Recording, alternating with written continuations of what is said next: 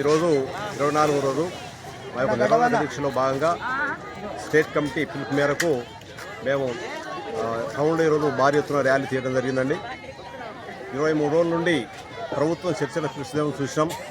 మేము అతి తక్కువ వేతనంతో జీతాలు ఇస్తున్నాం. 3,000 నుండి 30,000 జీతాలతోటి మేము మా యొక్క బతుకులు ఈడుస్తున్నాం.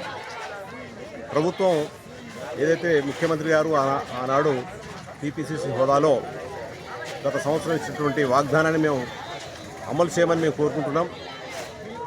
జిల్లాలో 750 కుటుంబాలని మీ యొక్క హామీతోటి మా యొక్క జీవితాల్లో వెలుగులు నింపాలని.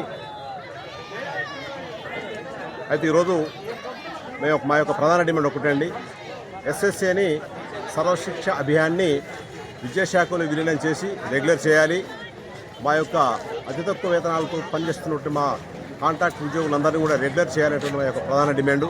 ముఖ్యమంత్రి గారు ఇచ్చినటువంటి హామీనే మేము కోరుతున్నాం తప్ప మేము గుంతమ్మ కోరికలు ఏం కోరటం లేదు. మా యొక్క కోరికల్ని ఏదైతే ముఖ్యమంత్రి గారు ఇచ్చినటువంటి హామీ మేరకు రెగ్యులర్ చేసి మా యొక్క 750 కుటుంబాలకు వెలుగులు నింపాలని కోరుకుంటున్నాం. అదేవిధంగా ప్రభుత్వానికి ఒక డిమాండ్ చేస్తున్నాం. మా యొక్క మరణించినటువంటి సోదరి మనులకు 10 లక్షల ఎక్స్గ్రేషియా చెల్లించాలని మా యొక్క జిల్లా జేఏసీ తరఫున మేము డిమాండ్ చేస్తున్నామండి. అదేవిధంగా ఎవరైతే 61 సంవత్సరం నుండి రిటైర్డ్ అవుతున్నారో వారికి కూడా 10 లక్షలు ఇచ్చి గౌరవంగా వారిని పంపించాలని చెప్పి మేము ప్రభుత్వాన్ని డిమాండ్ చేస్తున్నాం. మా యొక్క డిమాండ్ ఒకటే, రాష్ట్రంలో పనిచేస్తున్నటువంటి 20,000 కుటుంబాలను వెంటనే రెగ్యులర్ చేసి, ఒకవేళ రెగ్యులర్కు లేట్ అయితే పే స్కేల్ అమలు చేసి మాకు వెంటనే లిఖితపూర్వకమైనటువంటి జీవోని ఇచ్చి వెంటనే అమలు చేయాలని ప్రభుత్వాన్ని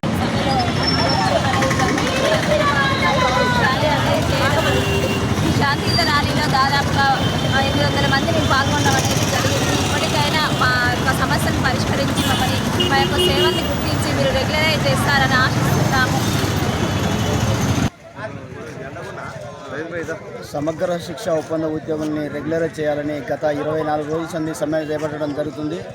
మేము గత 20 సంవత్సరాల నుండి చాలని వేతనాలతోటి ఈ యొక్క విధులు నిర్వహిస్తున్నాము.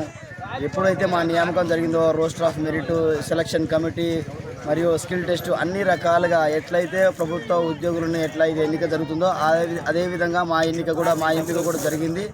అప్పటి నుంచి చాలని వేతనాలు, అతి తక్కువ వేతనాలు 3,500 నుంచి తీసుకుంటూ ఉన్న ఉద్యోగులు మా దాంట్లో ఉన్నారు. ఈ 20 సంవత్సరాలు కావస్తుంది దాదాపు మేము ఈ ఉద్యోగంలో విధులు నిర్వహించబట్టి. అయినప్పటికీ మా యొక్క ఉద్యోగంలో బాధ్యతలు పెరిగాయి, పని ఒత్తిడి పెరిగింది, కానీ మా జీతం మాత్రం పెరగలేదు. ఎక్కడేసిన గొంగలు అట్లనే ఉన్న విధంగా మా యొక్క జీతాలు అక్కడనే ఆగిపోయాయి.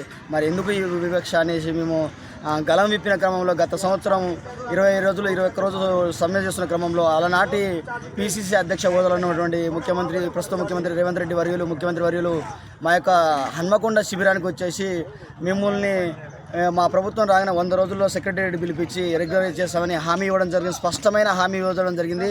మీరు చెప్పకపోయినా మీ సమస్య పట్ల పూర్తి అవగాహన